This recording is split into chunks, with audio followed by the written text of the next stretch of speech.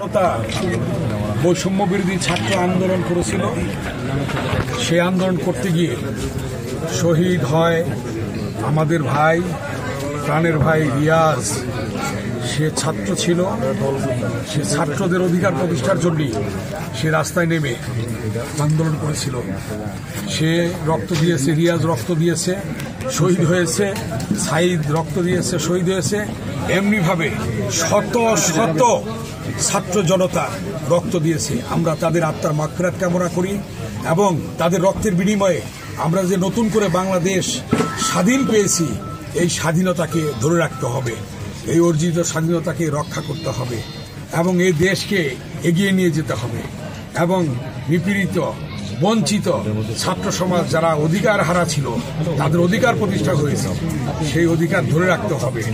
আমরা ইতিমধ্যেই নামকরণ করেছি ঘাটারচর চত্বর, শহীদ রিয়াজ চত্বর, এবং তার নামে স্কুলে একটি ভবন হবে আগামীতে। সরকারিভাবে আমরা এগুলি যাতে করতে পারি, আল্লাহ তাআলা যাতে আমাদের করার তৌফিক দেয়, আমরা দোয়া করবেন। তারা আত্মার মাগফিরাত কামনা করি এবং সকল শহীদের ছাত্র জনতার আত্মার মাগফিরাত কামনা করি এবং রিয়াজের আত্মার মাগফিরাত কামনা করি এবং তার শোক সন্তপ্ত পরিবারের প্রতি আমরা সমবেদনা জানাই।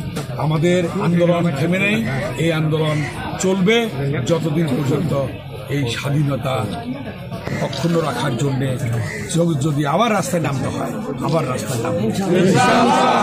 ছাত্র জনতা যে তাদের যে কমিটমেন্ট, সেই কমিটমেন্ট অনুযায়ী তারা কাজ করছে, ইনশাআল্লাহ তারা করবে। তারা আজকে মানুষের ভাগ্যকে আজকে সুন্দরভাবে প্রতিষ্ঠিত করার জন্য কাজ করছে।